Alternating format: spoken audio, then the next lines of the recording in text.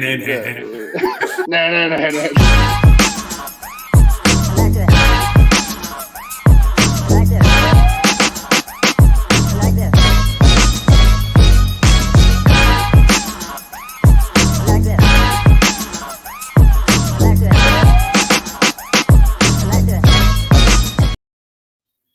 Hello and welcome to another episode of GreenZone. As always, I'm your host, Chris. I'm joined by my good friend, Chrissy. Hi. And down below there, our good friend, Dave. Buenos noches. And I am just going to hit this button here. Hey, we've got a banner and everything. Remember this week. Woo! Banner! So, as always, guys, please subscribe, follow, do all that sort of stuff that gives us a sort of pat in the back and makes us feel special about ourselves. And as always, the views and opinions represented in the show in no way reflect that of the American Football Ireland or anyone else. All views are our own, and we swear. So, it's been another week. We have divisional champions. Woo! We do. Great week. Dude, Great weekend. Yeah, Very it has been busy. Just out of curiosity, guys, how tired are we at the moment? I'll let you answer that because you had 2 days. 2 days of it. Yeah. I was like heading down the motorway. I was like, come on, let's just get home in time to walk through the door at midnight. Let's just get to that. I was like, good timing.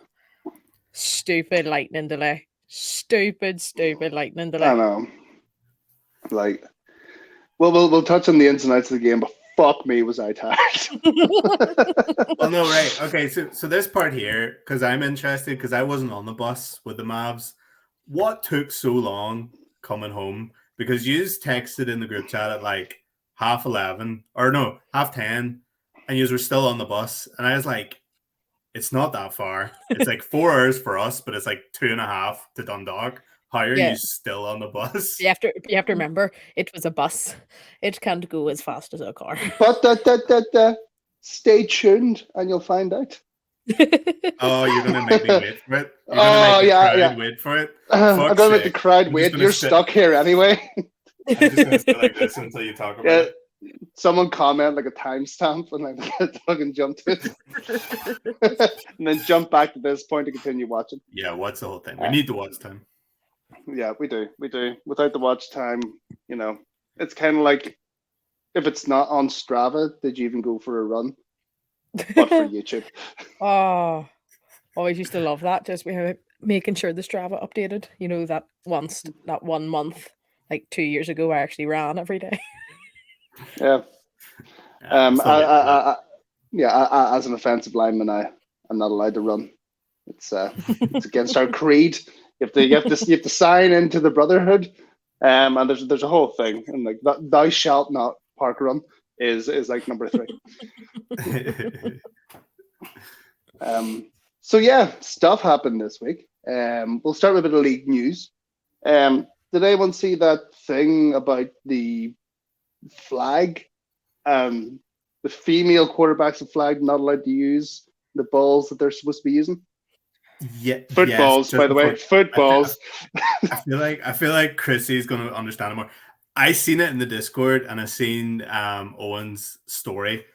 I don't really understand where it all came from or anything. So again, I'm like the viewer. I'm here to learn, and then I'll cast an opinion.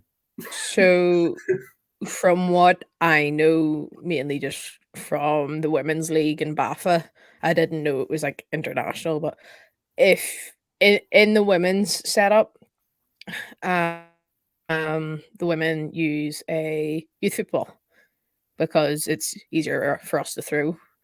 I've only seen that used whenever it's full women team playing another full women team. Where that is the level basis. Whenever you're bringing the conversation into mixed teams, it becomes a wee bit iffy because, say if one team has a male quarterback and the other team has a female quarterback. Yes, they're both mixed teams, but you're sitting there, then it's how do you keep it consistent? I've only ever played contact, and obviously I'm not a quarterback in my 5'4" stature. But it's one of those. You don't want to offend anyone here. Yeah. Is mix going to be full ball? Is that what they've decided, or? From what I heard, that there was going to be a vote taken on it, whether it was allowed or not. Yes. Was I not meant to say that? No. I don't know. I don't know. This is a safety. This okay. Fair enough. Because I'm not really sure what came about of it, sort of thing. I haven't heard anything other than pretty sure it was mentioned on socials that a vote was happening to see if that was allowed. I don't know if it's just for this league, like our own league, or if it's for like the internationals or in August. That you wouldn't know that are going on. Just throw that in there. Keep that allegedly up. I see for the duration of this. But it is one of those. There are the two sides to it. Yes, you want to be more inclusive. Yes, you want to get more women in the sport, and flag is a great vehicle to do that. But then, at what point do you say, okay, we're going to make this adjustment? Say in terms of smaller ball, which means then if we're keeping it that the entire league uses that, then the male quarterbacks will use it, which will be even easier for them to throw. It's easier to catch as well because it's smaller. It's one of those things. It's how, if it is brought in, how is it sounds so stupid, but how is it going to be regulated? You understand if it's a full female team playing a full female team. From what I've seen on stories and stuff, that's what the Wolfhounds women team use. But they're not. I found out that's what they use. If it's women v women, yeah. It is a youth ball. Yeah, that's what I mean. That's even the flag thing that's very secret that no one knows is coming up. Yeah, no, but that's what I mean. Women playing women, yes, you have that rule, but you don't have that you don't have that. I'm trying to think of a word. Special circumstance whenever it's a mixed team. Yeah. In my opinion, it's to keep the playing field level. As you don't. I'm trying to think of a way not to say this without sounding like an asshole. It's very hard. I've been thinking about this. I've been thinking about this all day, and I can't figure out what way to say it without being blunt. I'm the kind of, in the sense of, there's no special rules being made for kidded for women. It's You show up, regardless of where you play. It's the exact same rules.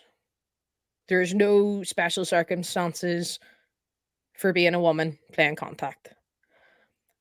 No. But is that because there's no female QBs?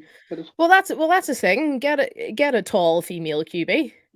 You say if Ilse decided that she wanted to. Hello. Say. I'm up here now. Just kick me out of my chair. It's like, I say Ilse because she is the tallest female player I know, being that there's only 4 of us now, maybe. But say if she wanted to be a quarterback, she's tall enough to do it. Would we then have to put in a special rule saying, okay, the Jets are now able to play with youth ball, and then you'd have that's what happens whenever you make special circumstances to suit section. Yes. You know, I was going to say a demographic. Class. Yes, I was going to say protected class, and I was like, that doesn't make sense. That sounds horrible. Yeah, my opinion is, yes, it's good to get women involved in sports, but if it's if you're trying to change the rules for mixed, like for the participation in mixed teams, when you have female only teams available where you already play with this standard, I don't think you should be changing the rules whenever you have a separate section that already plays with the rules that you want. Like, the reason like women play contact, the mixed contact over here, is because there's no women's teams. This is exactly what I was going to say. That's, if you, in my opinion, as a female, if I was playing flag, I would play on the women's team because there is that option. And it would mean that I'm not having to ask for special rules to be made to allow me to play. I feel like it just looks like a lot of having to make accommodations for every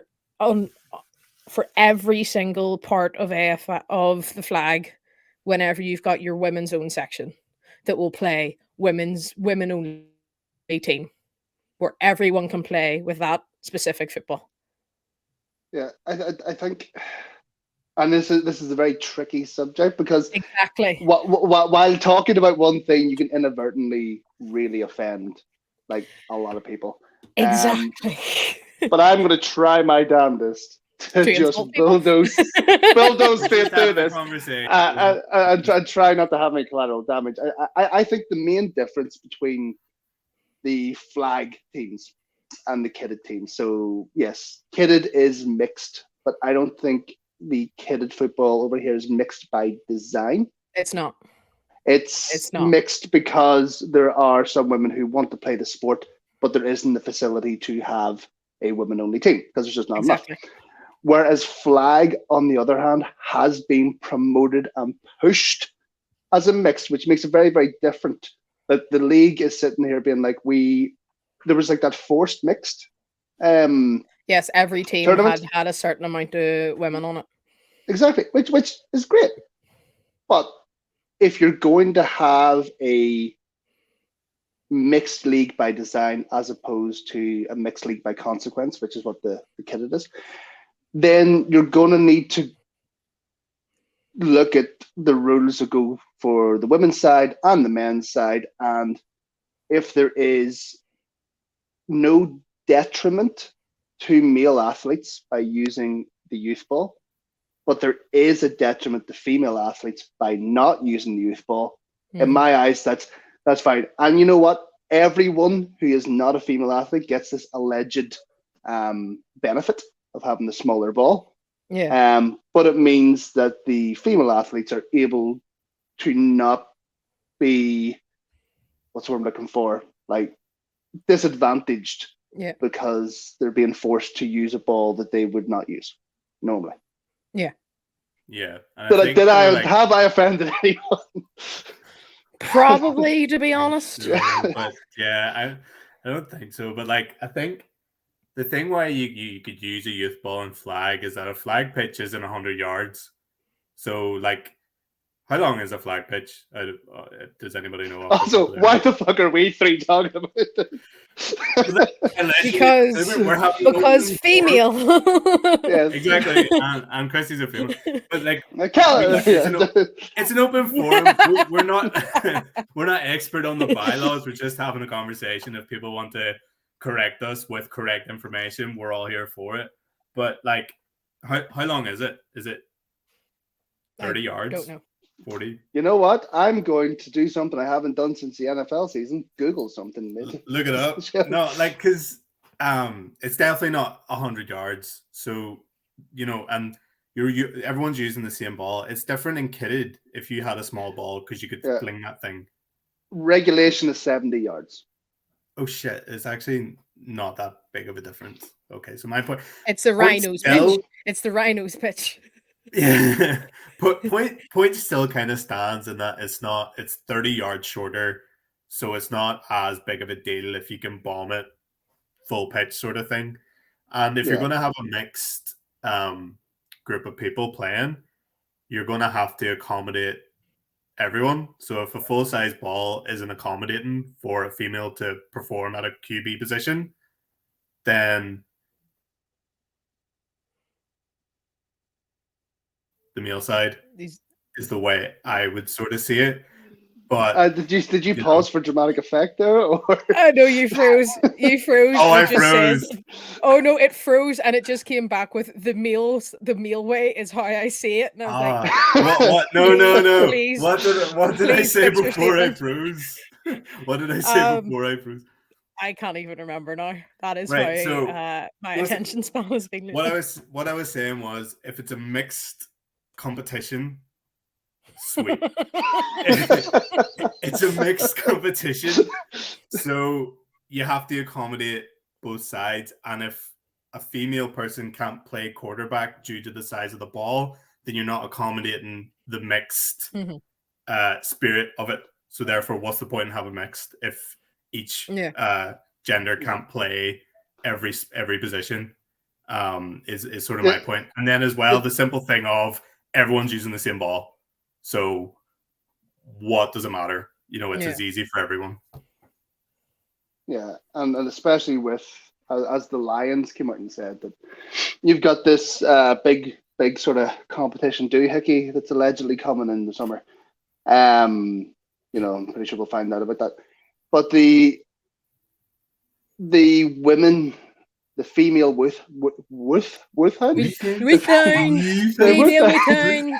Yes, the female Wolfhounds, the Wolfhounds women's team, will be, they're going to be playing with this youth ball in this setup. And yes, it is detrimental for these athletes to not get the opportunity to use the equipment that they'll be using at the time. Now, I can't throw a fucking ball to save my life. Again, that's why I'm on O-line. Rule number 7, don't throw ball. But like, I can grasp that, like, if it's just far, but not big hands, but if there was like essentially it'd be fucking difficult to get that muscle memory with a full-size ball if the full-size ball is just far bigger than your fucking hand. Yeah, that's it for me.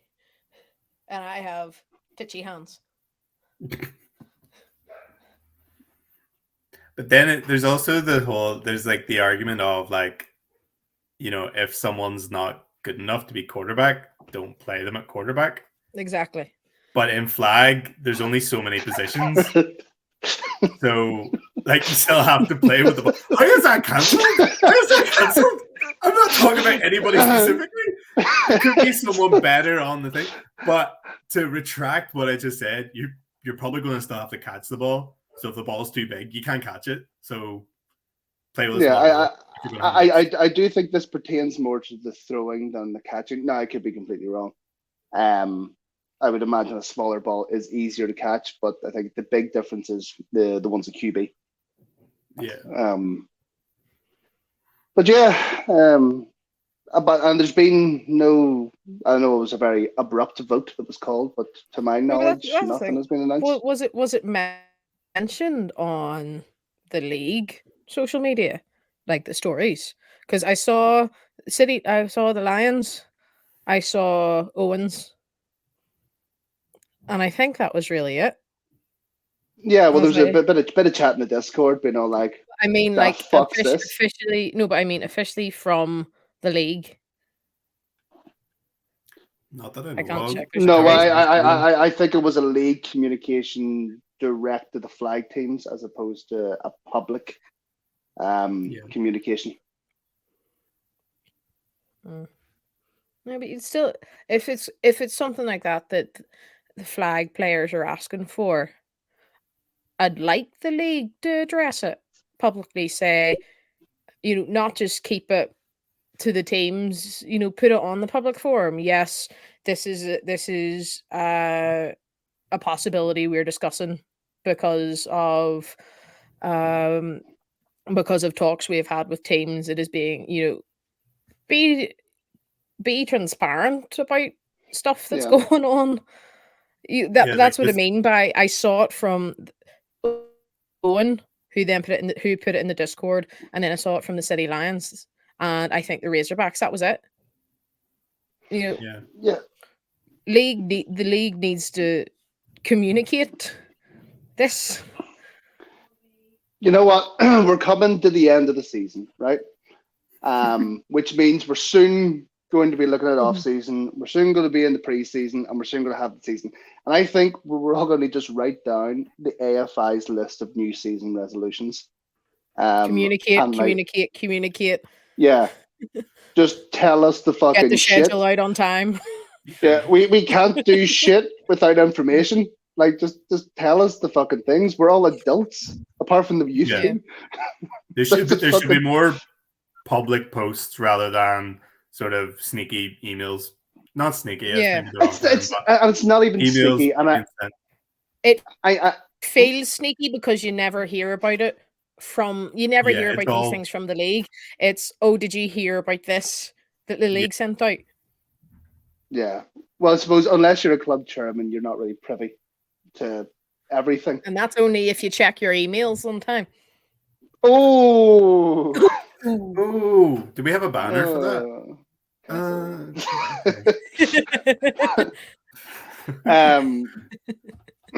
I'm blocked anyway. It doesn't matter. This is a good point. Yeah, the league does need to do better, and I appreciate they're all volunteers. And you know what I think it is? The league, betwixt themselves, they'll have all these conversations, and it does get to the point where they take the finer details for granted because they've been talking about this shit between themselves for so long. So they send out this half-baked thing with the presumption that everyone knows what the fuck they're talking about. There was one last year, which was the Hope Through Football, the Rod Woodson. And you knew fuck all about it? Yes, and it was like, Rod Woodson's coming, and it's like, grand. Everyone who's a Steelers fan's like, cool, let's go to this. It's going to be class. And then, like, the day before, it's like, don't forget your pads. What? It's like, oh, yeah. Oh. And then, like, you reply to the email being like, what do you mean, don't forget your pads? And it's like, oh, yeah, we're going to have all these, like, NFL coaches and, like, Super Bowl winners come over and train you for a day. And it's like, when was this fucking discussed? I was going to shake his hand, get an autograph, and piss off. Yeah, I thought I was going to listen to, like the man talk for a bit. No, we're going to go down and play football, which, don't get me wrong, was fantastic. I had so much fun. It was a really, really good initiative. But ill-prepared. Yeah, it wasn't ill-prepared. It was ill-communicated. I think it was, they said, here's the Hope Through Football thing, with the assumption that we all knew what they were talking about when they did. Yeah. Yeah. No. But we'll leave the league's new season resolutions as a special pre-season episode. Yeah. I think that's fair. What other league news is there? Before we go on, Cork City Outlaws. Fucking ace. Fucking ace. Yeah. Team Rocket. Hilarious. I think that was just my favorite part. If you haven't seen it yet, please go to Cork City Outlaws Instagram page, see the video. And this, again, I said it in the comments, I said now, I'm officially petitioning for the Leash Labs to be the Sweet Good Boys? The Dublin Rockets for the Rebels. Yes. It's just, it wasn't even Dublin. Yeah, it was Team Rocket. What was it? That's an R. Yeah. Yes. Or the Colgate Pirates. That one got me. Yeah. Brilliant. Absolutely brilliant. Yes, go check out the Coast of the Outlaws. I want them to do the northern teams. Yes. That's it. They just have to do all the teams now. Yeah. You can't pick and choose. You got to do everyone. Trust me, I know. This is an inclusive league. Yes, all inclusive. What But yeah, so other league news, we have news coming from the Trojans this evening, where we have a couple of big retirements. A handful of captains. We've got Stuart Leckie, the linebacker, Big Mo Ramadan, and Carlos Delgado, all hanging up the cleats, which that's a big hole. That's a big hole. That's what she said. Yeah, no, that's a. There's two running backs. Two running backs. And of course, Stuart Leckie on D there. But yeah, that's a big. Those are big guys. Like, all three of them are Wolfhounds. I'm right in saying, apart from most not. Are all they all Wolfhounds? I don't know. Leave a comment down below. Leave a comment down below and correct me. Educate us in the comments.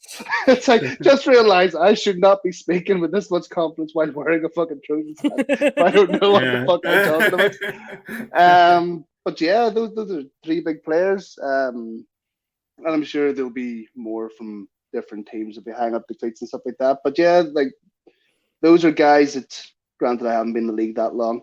I even remember last season, which was my rookie season, hearing those names come up again and again. They're big players. I'm sure that Darren will miss them. Oh, yeah.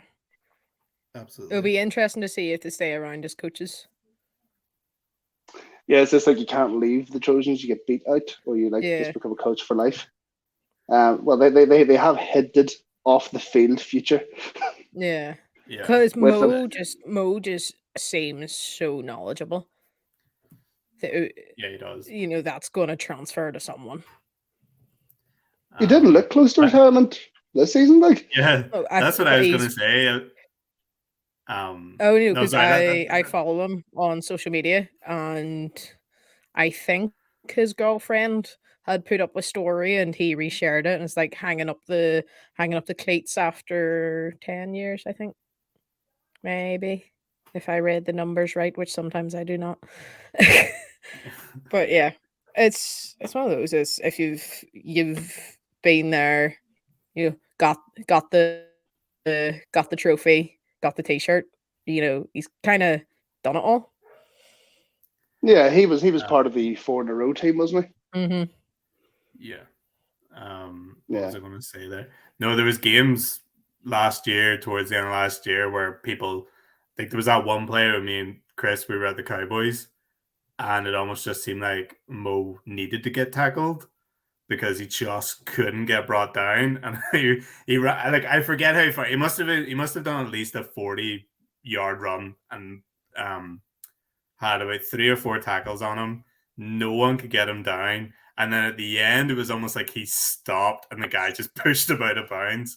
And it's like, holy shit! Like, that is so good. This is the first time I probably get to watch him, and I'm like, this guy's fucking awesome. And I read this tweet being like, what do you mean you've retired? You started experiencing this shit? I don't allow you to retire. You leave? Strongly worded email. Dear Mr.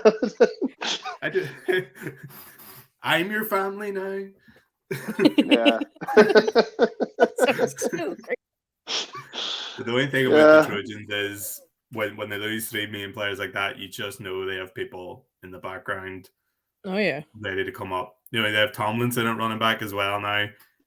He's really good. He's great. He's a shifty bugger. Darren, and I mean that in the best way. As well.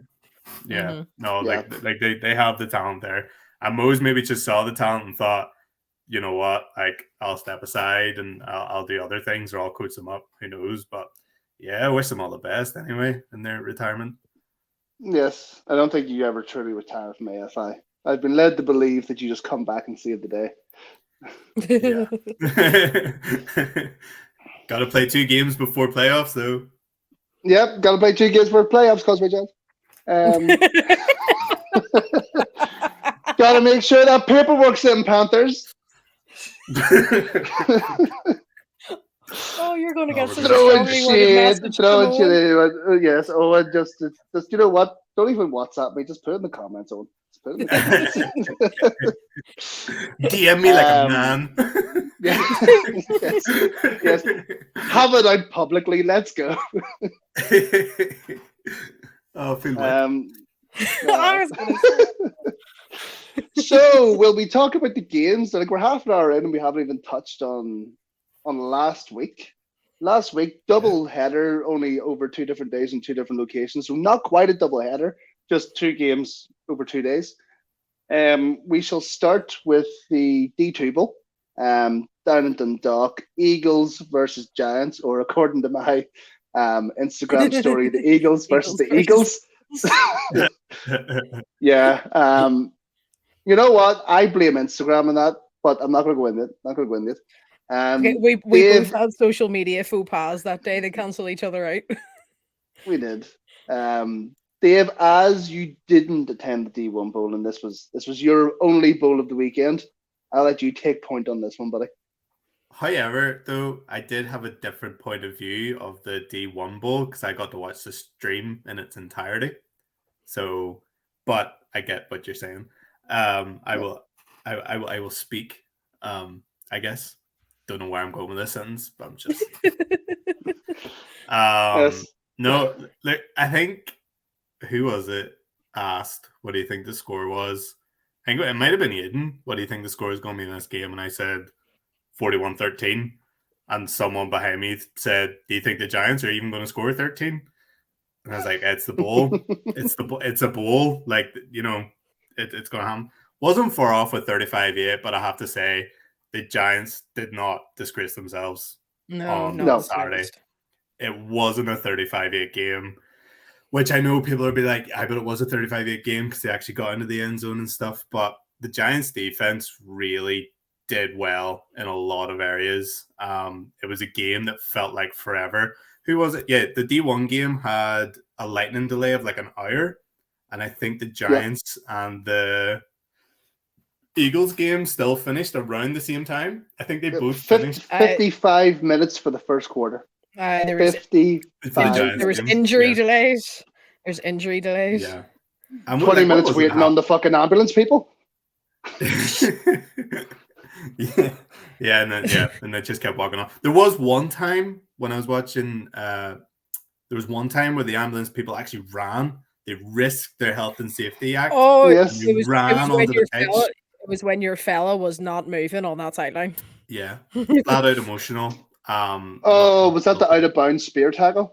Yeah. Yes. The Eagles player that just didn't move, and then whenever they picked him up, he was just like a rag doll being dragged to the ambulance. Sorry, alleged out of bounds spear tackle. Yes, because I totally didn't catch on video. Check out AFI Redesign's Game of the Week. Was there an ejection? No. The guy was ejected. There was no ejection. There was no ejection. Why am I thinking there was an ejection in that game? Or was there 2 ejections? I think it was no, I'm thinking of Mavs. Should have been. There should Mavs. Yeah. Yeah.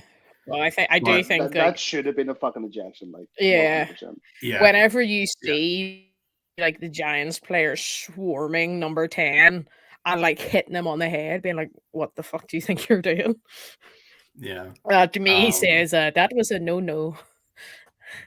But watching the Eagles under Coach Klatt, which I'm so glad I'm able to say this while experiencing his coach firsthand, like that I form they do with is it 3 triple? running backs behind the QB, or is it 2? 3? It is 3. Like as a spectator, and I know Dara was saying when he was at the Pirates, it's so hard to keep track. But even as a spectator, I was like, how the hell are you meant to keep track of this running play? Like, it is fucking class. And there was just so much good shit. My eyes went pure weird there, like fucking weird. But who was it? For those of you joining us on Spotify, Dave just turned his face.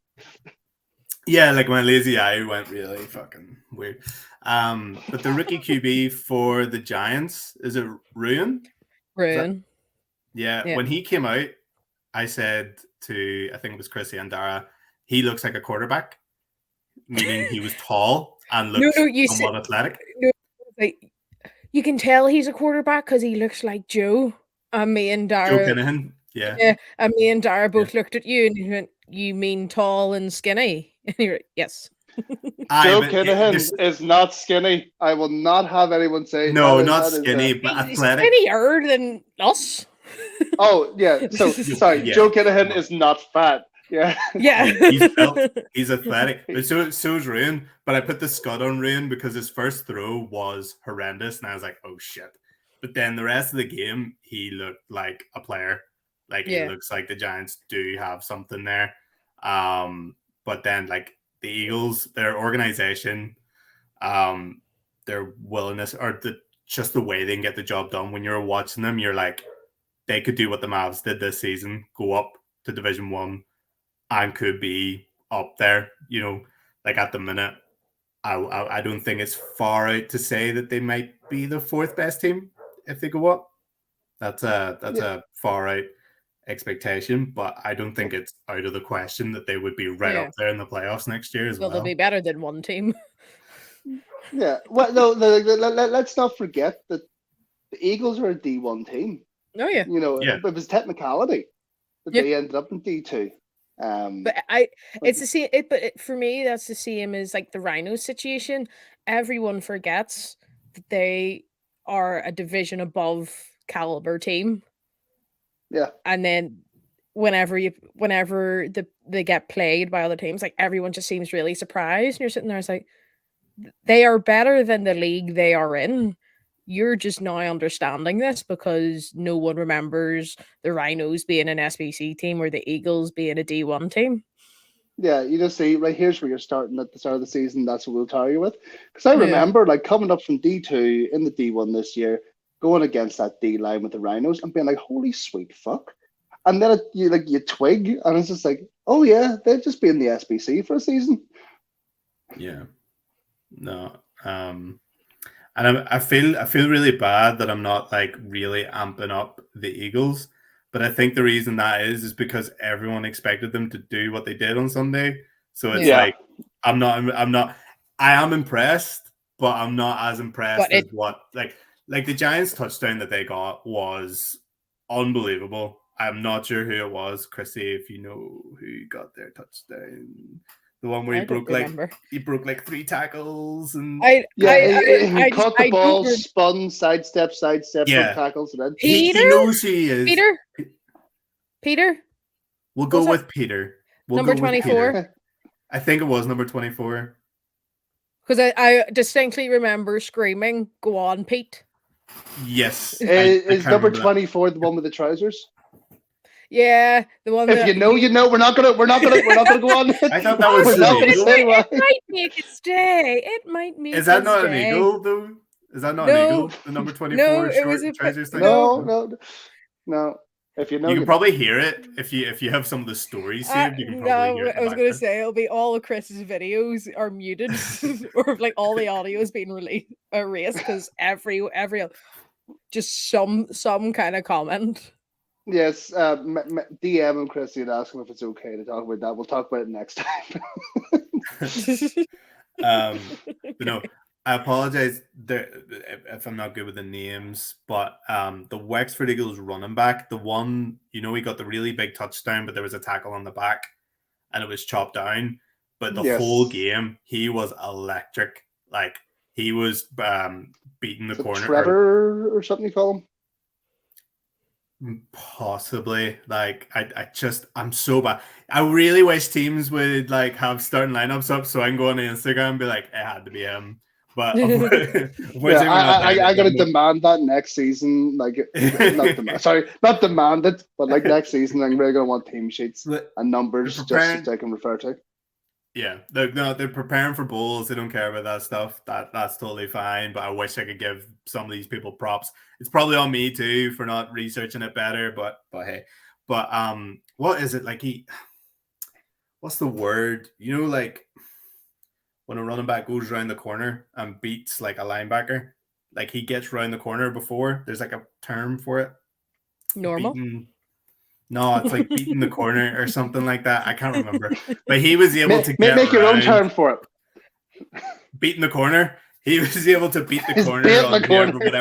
whatever Yep. defender could come towards him. He could beat the corner and was just electric the whole game. If it's Trevor, unreal. If it's not Trevor, you know who you are, and we're going to call you Trevor. Yeah. No, No, your your name guy is Trevor. is the guy that hurdled. I think it was So him, it is. actually. Yeah. Yeah, You heard him a like, couple of times? Yeah, it was it McElwain or Holmes? I think it was Ian. Ian took the photo. It was Ian.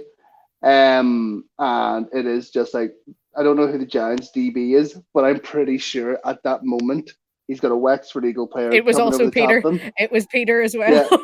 Yeah. Your man Peter, like he's made contact with another Giants player. I'm sure he's like, yeah, just fucking stop this. He hasn't quite realized that he's just been jumped. I remember that. I remember that picture you're talking about because I wanted to comment hard lines. Yeah, it was Ian. Yeah, that's awesome. That's shout out to like all the league photographers. I say this Yeah. every time that they come up. Like, just They big up do the league get enough photographers. credit. Yeah. But I think sort of my final thing on it is congrats to the Eagles. They did the job. They did their job. Now they're going to go back up to D1 where it's more competitive. But also to the Giants, don't be disheartened by the scoreline that you had or you got on Saturday, because you really competed against a top quality team. And we don't know what's going to happen, get that allegedly thingy up, get it up. Oh. Oh, wrong side. Woo! So whatever happens next season, whether there's a Division 2 or what, trust yourselves and go up and play against those teams because you can't compete. That's my Yeah. thingy. I would agree with you 100% on that. I mean, we played the Giants twice last year, and I'll admit this is the first I've seen the Giants in the flesh this season. I've just really saw clips and videos and whatnot. And yeah, they are a different team.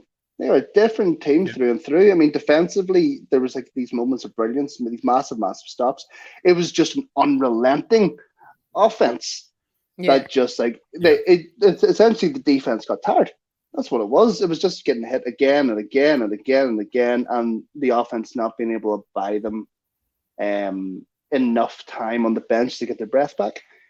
And the QB for the Giants, like, you improve his pass accuracy by maybe 10-15%, and that's a different game. That is a different game. That's a one-score game. You know, there was just a few passing decisions that were poor. So there were inaccurate, a couple of panic passes. But he's a rookie as well, isn't he? Yes. Yeah, for a rookie quarterback in a bowl game final against a team that is beyond tips for favorite. No, the head should be held high. And they did it with their own players. Yeah. Just wanted to get that in there. This is the point I was going to make. In all seriousness, I thought they played nearly better than they did last week or in the semifinal with the two other players that we know so much about now. Yeah. And it's like, why did you risk it? But this is another thing, because like, is that Ruin's first game, or it had to be one of his first games? No, Surely, he's been there the whole season. I don't know if it's been like availability issues or anything like that, but that. Don't tell me he hasn't played 2 games. Oh, he has. Well, he's been there. I know he's been there this year, but I've never seen his name on stat sheets. It's always been Jig or yeah, but Nathan. Jig, No, Nathan. Jig will Nathan? Yeah, Nathan. But Jig is like a hybrid, I would say. You know, there's been times where maybe like he's been running back and Ruin has been quarterback, and it's just been like handoffs to Jig and stuff like that. But I've been really impressed with the Giants. Yeah. And it's been really cool to see. And it is just one of those things. they've got this year under Conan now. You know, they have this system now built up. They know more what they're doing, and I hope that they're put in a more competitive situation next year for the players' sake, because I just know a lot of them were really frustrated that this season played out how it did. You know, they deserve a fuller season. They deserve games where they can learn from and show their competitiveness and show what they're made of. So I really hope that they get what they deserve next season. Yeah. I would go as far as to say, if you took the Jets team that lined up in our last game, and pit them against that Giants team, that showed up at Dundalk. Giants are winning that. Yeah. I didn't want to say it, but Giants are winning. Like it for years. The Giants have always played second fiddle to the Jets on D2, and I think that tied. Like, I appreciate things are not going to plan for us this season, and we had a lot of shit to deal with. But yeah, like, I wouldn't be confident throwing on a Jets jersey and saying we're going to get a win against the Giants. Just wouldn't. No. That's what get me some hate in the comments. So yeah, but it's not. It's not us going out there trying to be hateful. It's saying, from what we experienced this season, from the play that we saw on our own team this season, the Giants team that came out on Saturday would show us up. Yeah, 100%. It's not. It's not. That says more about the Giants. It doesn't. Exactly. It's not a diss towards the Jets. It's just an honest point of view. It's more the Giants look like an organized setup, and the Jets in that last game against the Vipers had not really any permanent coach, bar maybe one. You know, and people maybe were a bit all over the place. Like, in terms of an organized unit, the Giants just seem to be more on an uphill thing. But obviously, the Jets next year, you know, I would trust they'll pull it together. Yeah, they would need to. I mean, the Jets again.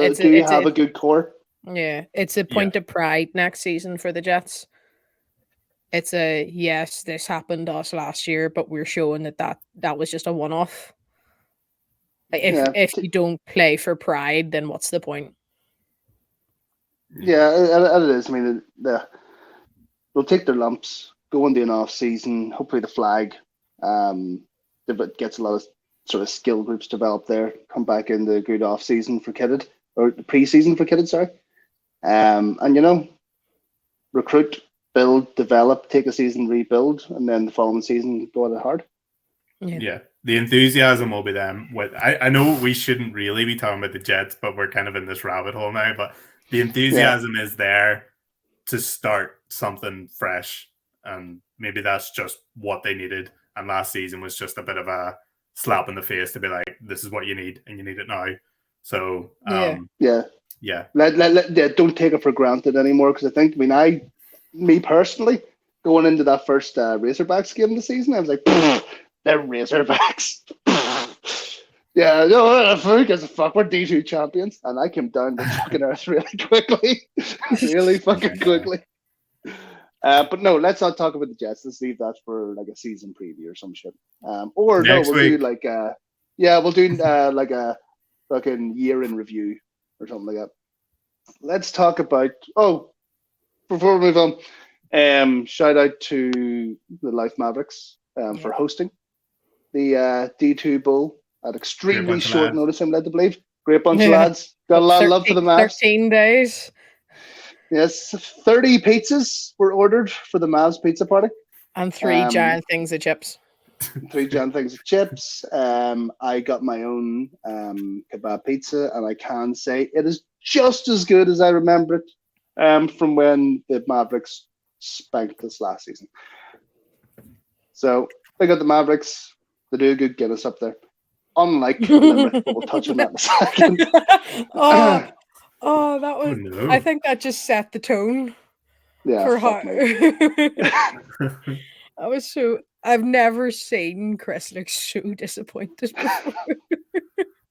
It simply took. Well, took a sip, then you waited, and then you took another sip to confirm, and you're like, "Oh no, Like, this is Was really it from a bad." can?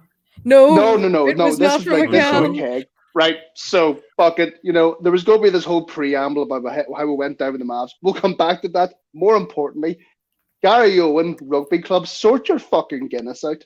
Like, oh, so I wasn't drinking. I drove to Dundalk, got the bus down, bus back, then I'm going to drive back home. So I wasn't on it. So I said, I'll have one drink at the game. I'll have one drink. And a couple of alcohol free, like, I'll have one proper pint. I'll have a Guinness. I'm in the south. I'm in Limerick. It's bound to be good.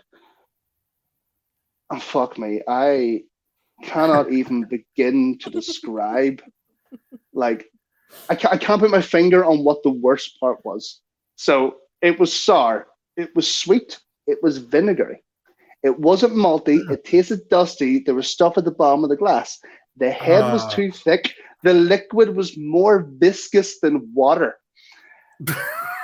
Like, I cannot comprehend how it could be so bad. Like, this is what I imagine somebody who was born without a tongue or any taste buds would describe Guinness.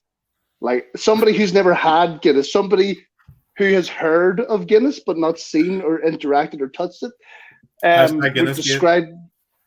Yes, Guinness Gate, fucking Guinness Gate. You know what? I will always spell it wrong, so I'm not putting it up. So I'll just put it back. But yeah, I have never been more disappointed, and I because I'd had like Kronbacher alcohol free before, and so I thought maybe it's just like whatever's left over in my taste buds. I'll take another swig, and it was worse. And I was kind of like, I walked over, and Joe and Owen were up in this like metal stanchion thing to do their commentary, and I was like, Joe, taste that. And even he was confused, just like he couldn't put his finger on what was wrong, but all of it was wrong. All of it was wrong. Color was wrong. Was it the kind of place where it's only open when there's events on, and like it was an old keg or like dusty pipes or something it was coming from? I'm pretty sure the last man to pull a pint of Guinness there was Arthur Guinness himself. Like, yo, you're drinking good hard cash there. If that's the case. How much was it? It was like fucking, what much was it? Like €8. Yeah. €8. Like, and I didn't even have that. Like, that's normally I would be, I would go back and be like, this is fucking shite. But it was that bad, I didn't even want them to try to fix it. And I didn't want to waste the time to talk to them. So I just left it there. I was like, I'm done. Just went out. Fucking hell, that is expensive. I'm trying to find Owen's comment of what it Oh, is this in the WhatsApp? Because did he not say like it like by the end of it had like changed color as well? Yeah, it had turned like this dark, dank brown. There's definitely a problem with the pipe, or something's not been cleaned properly. Yes, fucking everything was wrong with it. How was your stomach after? It was actually all right. I was farting like a trooper for a good while after. So it was. The comment you made in the chat was, it was as if someone who had never heard of Guinness described it in Cyrillic to a blind guy who doesn't speak Russian. It was woeful, absolutely woeful. So, but you know what wasn't woeful? The game. I love that. Thank you. Oh, the bus trip. Thank you. Okay. Well, both, but the game was pretty awesome. But we'll start with the bus trip. We'll start with the bus trip because GreenZone helped the Mavs get to Limerick. Woo! Also because it was the handiest way for us to get to Limerick. But we want to support teams as well. So we show up, having left Dundalk like 14 hours beforehand. We showed up 8 in the morning down in Dundalk to be greeted by rave music and the Mavs. And they handed us like all this merch, all this stuff, kitted us up, and we were the official sort of Mav ringers. And then we hopped on like what has to be one of the most hilarious bus trips I've had in a long time. You know, when you hear a group of these big guys singing "Let It Go" from Frozen, and they're not even on the drink at this point. Not even on the drink. Like this is this is it. So we're like half an hour. We haven't even crossed the bridge yet. So I haven't. But yeah, great trip. Game, like for anyone who watched the game, didn't like, deserve to end up how it did. It didn't, but fuck me, what a game. Arguably, I would say one of the best games of football across the league this season. I know 6-2 doesn't sound like it in any way, shape, or form. Yeah. In terms of drama, I haven't seen it in this league possibly ever. Like in the time I've been in the league, I haven't seen drama like it at the end. That was intense. Yeah. I also haven't seen as quick a first quarter ever. Yeah. They turned sides and Chris and I were so confused. 17 minutes apparently. What? Yeah. 17 minutes? Okay. Yeah, but it was we were so confused because someone was like, "Oh, sure, it'll be half time soon." And we're like, "It's still first quarter." They're like, "No, sure, they switch sides." Like, I'm so confused. I'm ringing Owen on WhatsApp while he's doing the stream to try and be like, "What's happening? Have I blacked out?" And but it was so good. It was end to end. Up until the lightning delay, it was nil each. It was fucking heartbreaking though. It was so heartbreaking for both sides as well. For both fucking sides. For like Bretton Sims, that fumble, like, and I'm talking like I slowed down my video. It was that close, and it rolled forward, and oh god, like. See if I had been over, I was jumping the fence and being like, ref, fucking check. Yeah. But no, like it was just, oh god, I felt so bad for him. But like, no, it happens. You know, the fumble could have been anywhere. It just happened to be right on the end zone. But that neither team could get going offensively just because the defenses were fucking insane. Because usually in a game like that, you describe it as the team that won didn't win, the other team lost. Yeah. But I don't even want to say the Mavericks didn't lose it. They just got so unlucky. They were 0.5% behind. Yeah.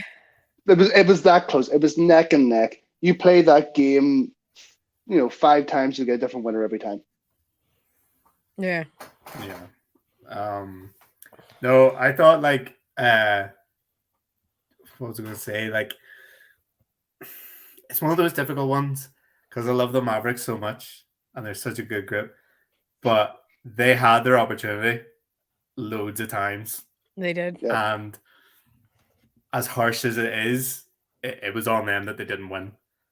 But the Vikings, Finn O'Donovan with his legs is fucking immense. He dug them out of so many holes because that was literally it. Because the defenses were so good, both sides of both teams. Like him getting out of situations, getting first downs from his legs was pivotal in that game. But see, because of the lightning delay, I don't know, but that game could have finished 0-0. Yeah. It had every chance to finish 0-0. Chris was saying to one of the Mavericks, being like, whenever you get on, just get close enough and kick. Because then if it happens again, another strike.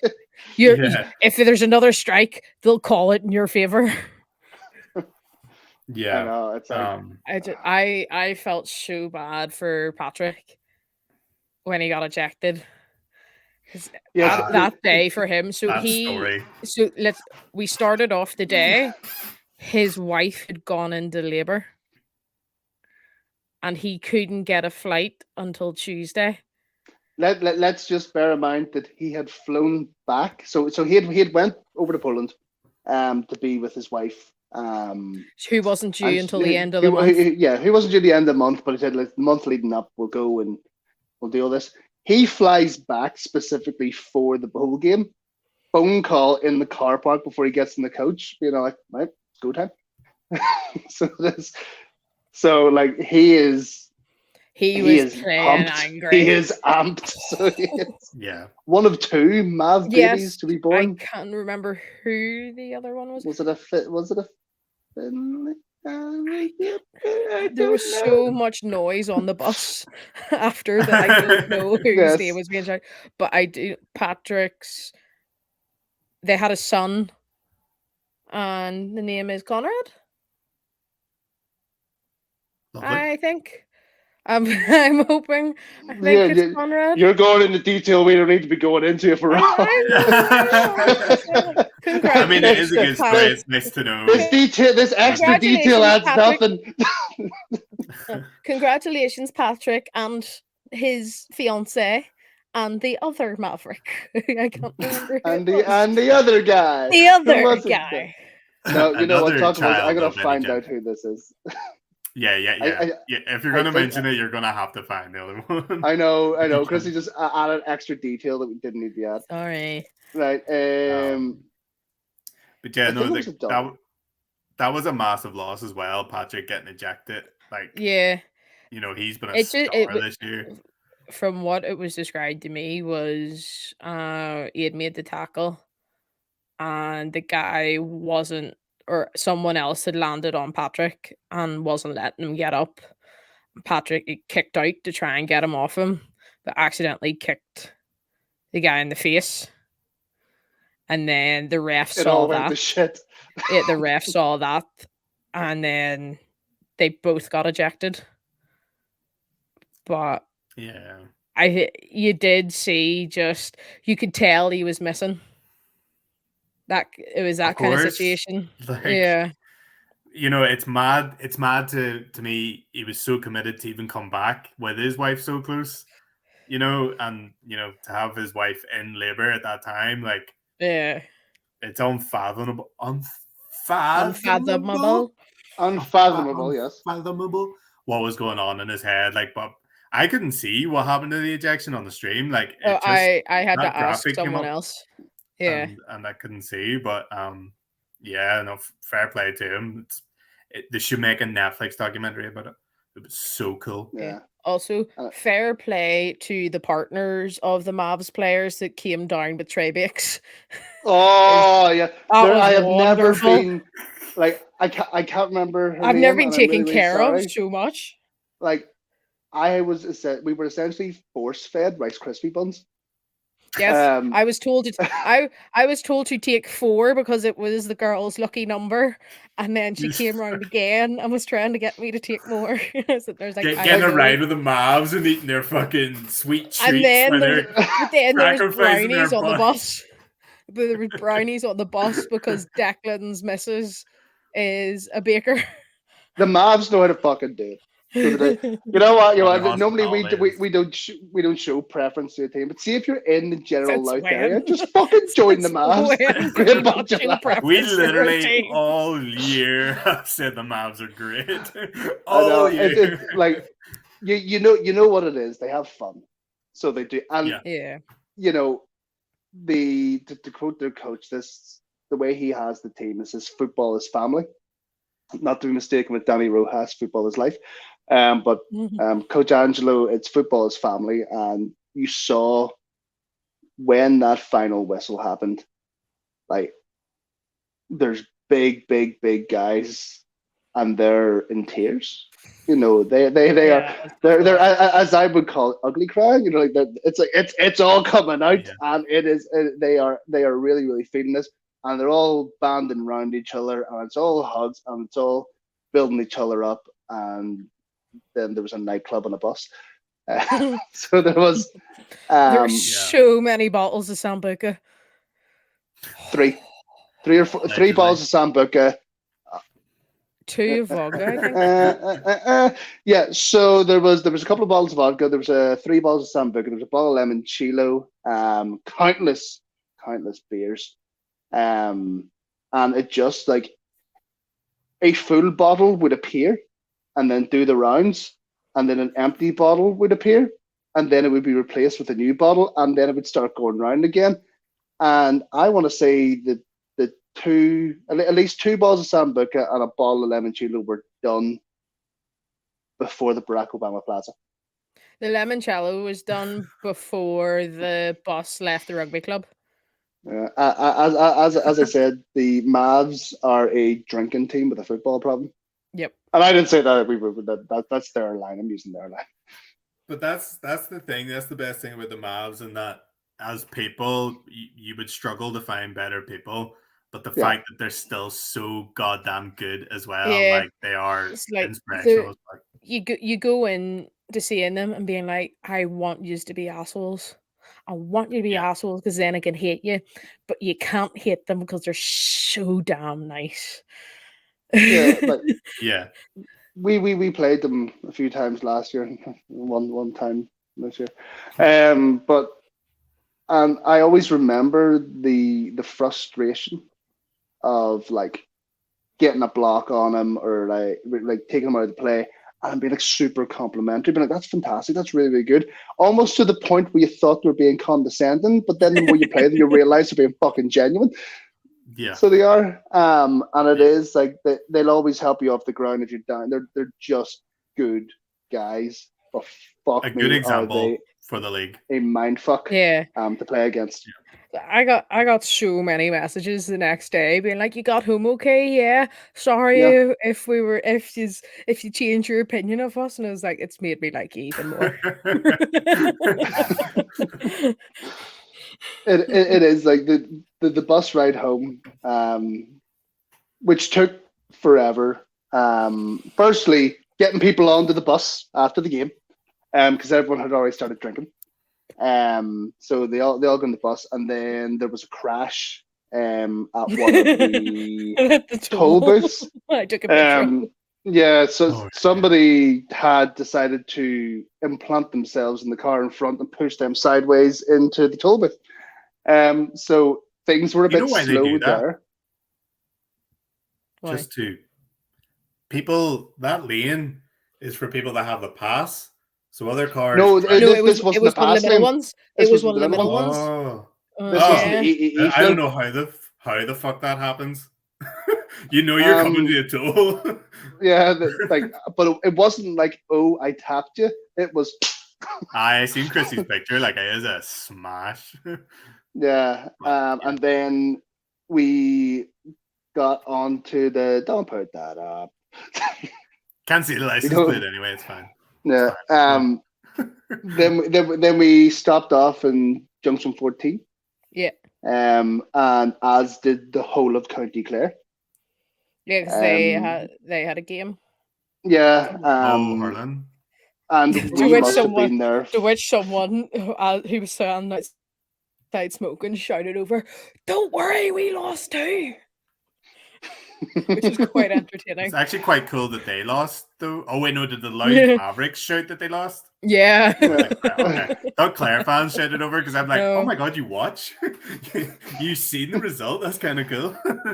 Yeah, so we were there for a while because the bus driver was like, fuck you cunt. I'm hungry. I'm having something to eat. I don't give a fucking shit if you boys want to get home. Great attitude. That's a great and then getting the boys back on the bus because the fresh air had hit them at this point. We got wonky. We left the rugby club at 5 to 7. Yes. And got back at Dundalk at like 10:30. Yeah. What time we got home near? I was near enough 12 when I got home. Yeah. It took like... so long for everyone to get off the bus and get on their shit, and then for the bus to take them to wherever they're going after. God help that bus driver. From you getting on the bus to you sending that picture, honestly, like that time felt like an entire day. That's why I was like, oh my god, how are you still on the bus? That is fucking crazy. Yeah. My I monster know. kicked in straight as I got home as well. So it was like 3 in the morning. I was just staring at the ceiling. Spinning in the They're bed. like, I drank you at 6 o'clock. Yeah, I caned the monster, drove up the road with the windows open. I was like, I'm so tired. I am so tired. I'm so tired. But it was a fucking great day. It was. I want to say it was worth the exhaustion headache for 3 days, but It was.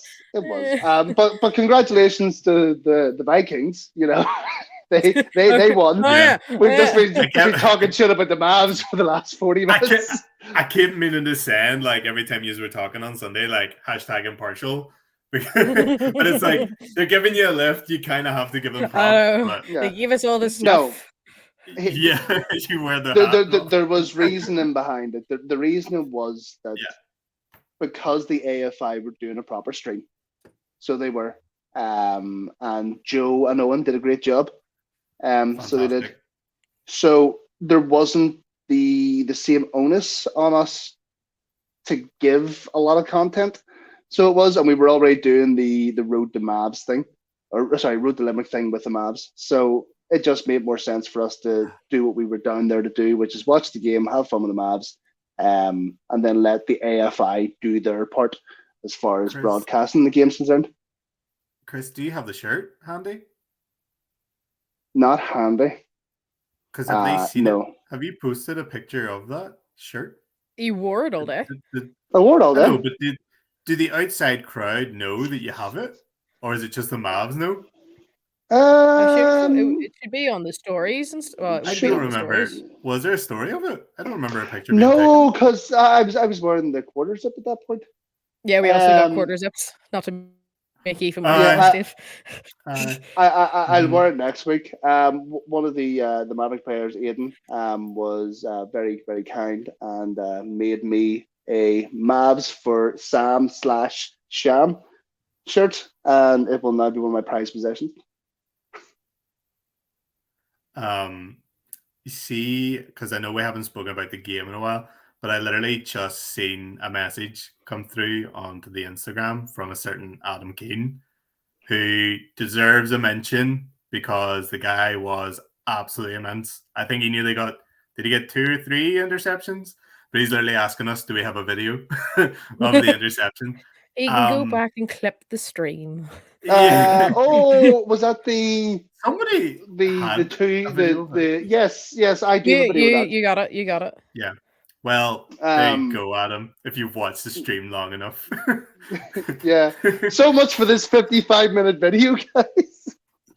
I knew this was gonna happen. I know. We haven't even fucking talked about this week's game. But yes, congratulations. Oh, I know. Congratulations to the UL Vikings. You know, good luck in the SBC.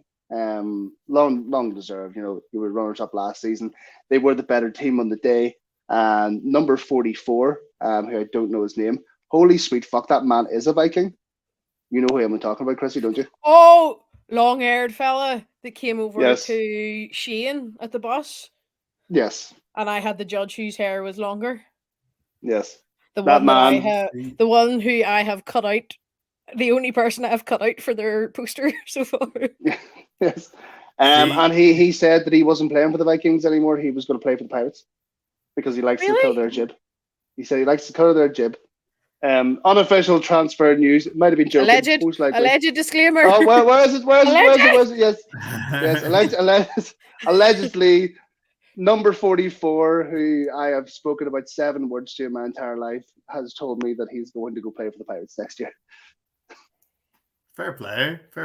I like that. Yep. But before, as a person that wasn't actually at the game and I had to watch the league stream, I need to give a special shout out to Joe Kinahan and Owen Conley. Their commentating was class. And there were I think Joe, I don't know if it was meant to be like this. I think Joe did the first half and Owen did the second. But like, I think I messaged Owen at one point, like, he's a natural. The way, like, he's such a good way of getting the tone and the emotion. It made it so well. I I'm going to say produced. It's not the right sentence I was going for, but you can't really say any better than so whatever. But Joe as well, really, really good commentating, and they should look to do it for more games next year. Yeah. So I just wanted to say that because it was good. I didn't watch the whole thing. I watched back a couple of bits of it, and yeah, I mean, it is a bit of commentary and a bowl game coverage that the league can be proud of. Absolutely, you know? Yeah, and Joe and Owen can be proud of themselves for what they did there. Absolutely. But yes, so it's here, guys. It's here. We are at the end of the season, which means one thing and one thing only: a 15-second video to prep us for what we're going to be talking about.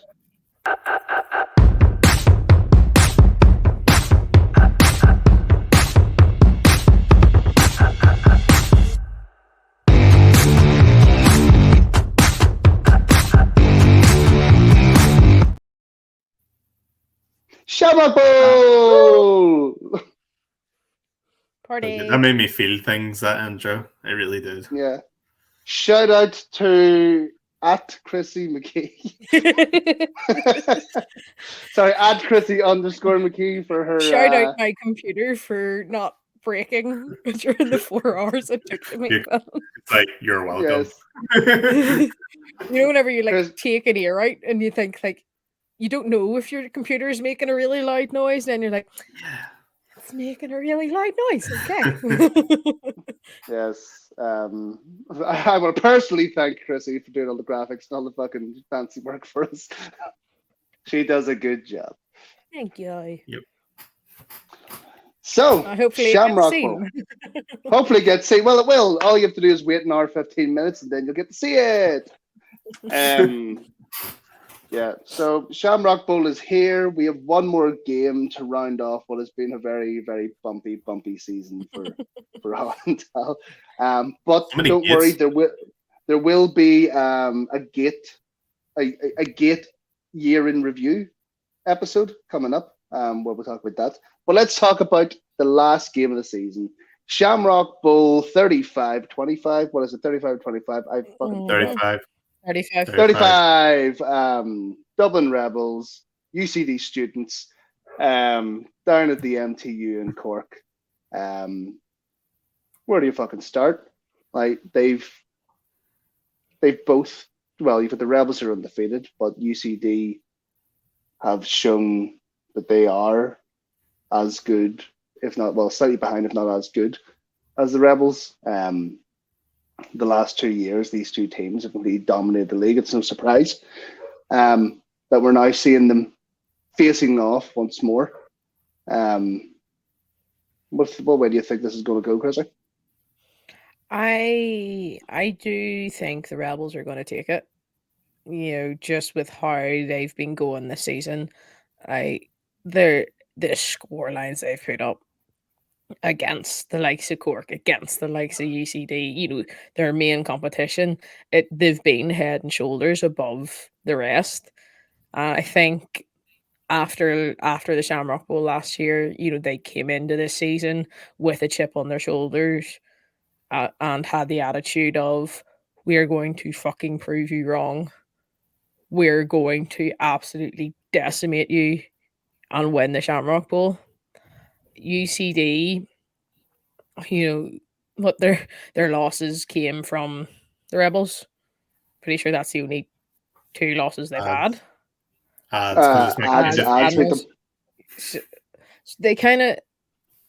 They know what to expect from the Rebels now.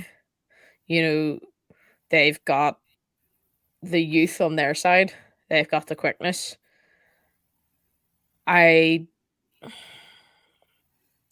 They're definitely going to get points on the board. You know, I can see like 3 touchdowns for them, but the Rebels are just going to run away with it. You know, I don't want to say, well, it's not going to be a 60-point no score put up for the Rebels. It's It's going to be entertaining. And I'm really annoyed I can't.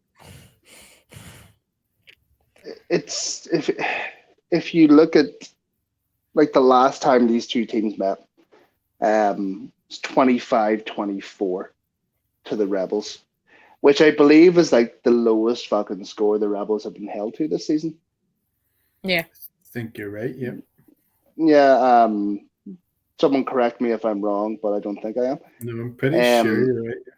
Yeah, and I think it was the second lowest points that that UCD have scored. I think the only time they scored less than that was against the Admirals. Was it like 18-14 or 16-14 or something like that against the Admirals? Yeah. Yep. I'm really pulling the fucking thing out here. I have all the scores here, so I'm just like, yeah. So like to say these two teams are well matched is an understatement. But I do think you're right, Chris. I do think after what happened last year in the Bowl with the Rebels, they've come back with a bit more ferocity, with a bit between their teeth. And I don't think they'll go into the Shamrock Bowl with the same unintentional complacency. Actually, you know what? I'm gonna whip out the fucking thing again here. I'm gonna whip out it's almost like allegedly it's earned complacency at this point almost. Yeah. If they do go in with a complacent mindset. Yeah, which I don't think they will. They've been burnt. No. They've been burnt before. And both teams are on a equal disadvantage for traveling. Because as you and Coach Angelo of the Mavs have said, exactly, traveling makes a difference. Traveling makes a difference. And the Eagles coach we had on last time, Admirals. No, it was the one where we had all those live guests on. Yes, the one where Kenny transferred to the Eagles. Yes. Yeah. Yep. But yeah, I mean, from like the opener, I think the only time the Rebels have faltered this season is the first half against the Knights. Yep. Yeah, and I think while at the start of the season I did say that this was the Knights showing the football that they can play, and they only did it for half a game. But I actually think it was the Rebels at their worst was that first half. Again, it comes down to I think that night's game they came to it, with this is an easy win. Yeah, it's the Knights. Let's go up and tank them. They didn't start with the foot on the accelerator, and then but then as soon as second half started, it was a different team. Whenever the Rebels went out there on the second half. Yeah, they just don't stop when the opposing team's dead. They just keep going. For them the score is always 0-0. Doesn't matter if they're 40 points up, it's 0-0. And they will go and go and go. Yeah, I actually think this is really intriguing. Not to hype it up more than it already is, but like if you said to me 2 months ago, not for me. Maybe for you too, but not for me. It's game of the week and the fuckathon. What was I gonna say? Like if you said to me 2 months ago, the Shamrock Bowl was gonna be UCD and Rebels again, I would have been like, yeah, Rebels are going to sweep them aside, no problem. But you look at those two playoff games, Rebels 56-13 on the Trojans, but then UCD 58-14 on the Admirals was, I don't think anyone expected that thumping. They maybe expected UCD to come away with a win, but not that. And it's like the old sporting cliche that you have your one team who have been consistently winning every game, but then you have the other who's hit form at the right time. it's sort of like when the Patriots and the Giants played, and the Patriots needed to win the Super Bowl to have a fully undefeated season, but Eli Manning spoiled that. But then you also have the last year, complacency. I don't think necessarily it's complacency. UCD are just a really, really good outfit, but the Rebels seem to show it more consistently throughout the year, and UCD show it when it matters more. Not to say the Rebels don't, but UCD obviously got the win last year. I think it's going to be a similar type of game to the one in the regular season where it was 25-24. Just literally, it's going to be a wee bit of a shootout. And it's just going to be who's ahead when the time runs out. And maybe it will be a shutout one way or the other, but I don't see it going that way. I think it's 1 score, 2 score max sort of difference. But the Rebels do have that chip in their shoulder, and they're mentally strong people, as we all know. So I think the Rebels probably this time around will steal it. Yeah, it's like when you look back, I mean, one of the benchmarks I've kind of used to call this game in my head is both teams' performance, or most recent performance against the Admirals, who I would count as probably one of, if not the best defensive units in the league. And you had UCD bashing 58 points against them, and then the Rebels bashing 46 points against them. These are two teams that know how to score. This is going to be an extremely high-scoring game, because as good as both teams' defenses are, this is one of those games that you're just going to have the offense on form, ready to bash out, ready to throw out, and it is going to be big score from both sides. It's going to look like both defenses are bad by comparison, but in defense, it's going to be offensive stepping up. Now, this is kind of what I want to see. I want to see the insane scoreline that is just kind of akin to was it the Trojans Minotaurs game when it was just Dom and Joe 62-38 or something. Yeah, it was just nuts, but a lot closer. Yeah, if it's like 50-46 or something like that, something stupid would be absolutely insane. But the thing is, these are the two teams that are capable of putting up a score like that. These are two teams that, if you end up with an NFL-esque scoreline, nobody's going to be shocked by that. Yeah, absolutely. It's going to be so good. It's going to be so good. And the league is streaming it. They're not going to have Joe and Owen this time. They have Kelly Dwyer and recent Division 1 champion Liam Ryan on doing commentary. Yay! I'm doing something. I don't know what the fuck it is, but I'll be there. You'll be posting updates for us. Yeah, I'll be posting updates. I said to Kelly in WhatsApp, just like, here's what we'll do, and she was like, okay, the plans changed. Like, cool, no problem. Am I just gonna walk around and be like Mr. Local Celebrity, in this really niche sport? You have a wee sign on that says "Get your photo with Chris." Yes, get your photo with Chris, and I pay you a $5. Yeah, I don't know what I'm doing, but something. I'll be there. Well, at least we'll be prepared for any team whatever team wins. Yes, we'll be right there to announce it. We'll be right there to announce it. We'll be there to tell you. And by we, I mean you. From the delay. Yes. Yep. And I am still a free agent, so if anyone can send a volunteer, I'll only charge you €50 to be your volunteer for the day, so you don't get fined. Are you a free agent? Yeah, I feel like technically. No, has it not been accepted? Technically, you're not. Technically, it has been accepted, but it also hasn't been accepted because it's next season. I cannot believe it doesn't matter.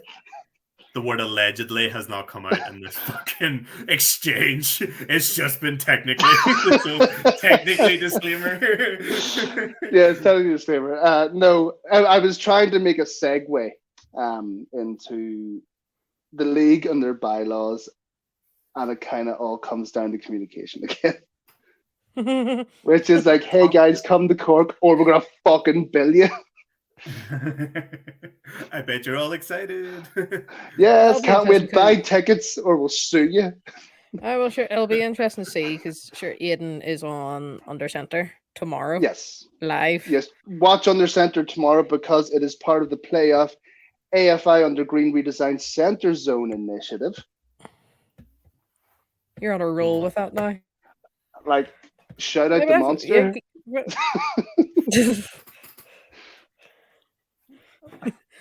Monster sponsor Yeah. us.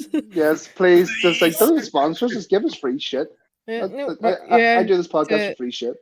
to anyone that's watching and or listening to this tomorrow, get on to Under Center. It's going to be live on YouTube. Ask Aiden your questions. Give him any possible grievances you have. If you're a flag player, ask why flag is not being promoted properly. You know what? Right. Podcast is gonna be Do like- my job for me. No, right. Here's the thing. Like, I wouldn't confess to know Aiden extremely well, but I've talked to him quite a bit over this season. So I have met him at a couple of different events, and I kind of roughly know the measure of the man. And he will answer Oh, 100%. any and every fucking question, and ask the questions Yeah. that you'll ask us in the fucking Discord, or you'll put Yeah. out to the fucking Discord. Ask that shit, and if you're too afraid to, make a fucking dummy account and Or ask get the one of questions. us to ask. We have no shame. But I don't want to have Some to pay for my Shamrock of Bowl us have tickets. paid so you other people to make comments. Yes, like do just like get involved, that sort of stuff, because it's one thing to bitch about the league behind closed doors. It's another thing to be able to ask the president the question, what the fuck are you doing about this? Can you give me any more information? Blah blah blah blah blah. And support Dara. He's like one of the longest standing podcasts in the league. And he's got a big guest on as far as our league's concerned. Fucking go and ask Aiden some shit. Or ask Dara some shit. Actually, yeah, don't ask Aiden anything. Just ask Dara a load of questions. Ask Dara about his tattoo. It's great. Oh, his tattoo's fucking lethal. Tattoo. Yeah. I'm not even going to tell you about it. Just ask about it, and he might show it off. Yeah. Well, I think, guys, at an hour and 32 almost, I think that's it. That's us for this week, unless there's any other. Oh shit! Yeah, buy your raffle tickets for the Wolfhounds. Yes. Woo! Love Yes, that. €20 a ticket. Go to the AFI Instagram page or wherever it is. Apparently, there's this flag tournament, and now that it's a month away, we need some money to send the Irish Wolfhounds to Limerick.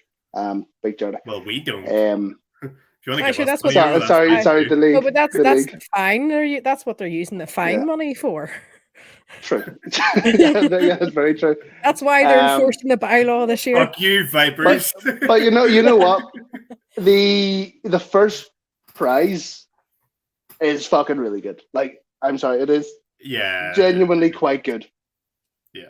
So it is. But What have we got? Yeah. 2 tickets to the college game, overnight stay, food and drink money, like spending money to go. That's like worth like what, like $2,000 at least. it is a good. And there's like yeah. Wolfhound jerseys and shit like that as well. So Why am I like- only excited by the Wolfhound jersey? Like, can I buy that now?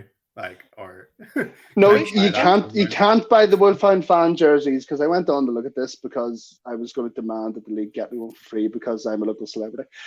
And there was like this batch order thing that you can't order it anymore. So, these are now collector's items. You can't get Fuck. a fan Need to have more jersey. rain. Need to get some up here. Going to Yeah. IKEA tomorrow, so might get some poles. Holy shit! Is the final show of the series going to be you patching the holes in the wall? No, they'll be hung up and the white bits will still be there, and I'm like, I can't be asked. I'll just put up my shirt. they'll be hung up around the white bits. The white bits are like the focal point. Yeah, exactly. Or if anybody has something I can place over them, send Yes. it my way. DM Like some- for my address. Like some helmets or some team merch. Yes. Also, any team that's getting rid of shit, like old jerseys or old merch or anything really. Stuff that's not for the skip, but kind of for the skip. Send it to us. Get in touch. We want to build a set for next season, where we'll have just a lot of stuff in our backdrop. That's all the different teams, stuff like that. So if you have reached us at 1 hour and 34 minutes, give us free stuff. You know what? If you've lasted this long, you're the kind of guys that are going to send us shit. So just get in touch. Anything you're throwing out, don't be getting stuff specifically for it. Like if it's just stuff you're getting rid of, keep us in mind. Even if there's like a mouse pad, I don't know why any of the teams in the league would have a mouse pad, but something with a crest on it would be just great to have. That's strange. Your brain works in some strange ways. Fucking here we go. There's Dave with his prized possession. A Tyrone Titans fucking mouse. That sounds awesome. That actually, because they're not a team at the minute, maybe who knows? That would be so. Oh, cool. They might be coming back. I'm a collector. Yeah. I am a collector. So shit, like I have a pennant from San Marino v Latvia under 19s because I thought that would be really fucking cool. Thought I would shout that out. We're an hour and 35 minutes in. No one cares. That's for your two benefit. Yeah, and to be fair, we are very appreciative of that benefit. The kind of people that last this long are the kind of people that would enjoy it. Exactly. Shout out Coach Angelo. You need to split. You need to do the splits in this, Chris. You know where like what we talk about, and at the very end, miscellaneous. It's just the end. The true fan part. Yes. If you really like the show. There's two types of people that make it this far: dedicated fans and people stuck in traffic. Yeah, or they can't work Spotify and they can't turn it off. And we appreciate those people because it gets our listen time up. Yes, we do. Yes, but most important. At 1 hour and 36 minutes now. Thank you. I know. 55 minutes. We'll get there someday. Right. Stop interrupting him when he's trying to end it. Stop sending me down the fucking rabbit hole. Give him another tangent. Yeah. So yes, thank you all so much for watching, listening, viewing, doing whatever you do. Please subscribe. As always, I've been Chris. That's been Chrissy. He's been Dave. And we'll see you on the other end of the Shamrock Bowl. Goodbye.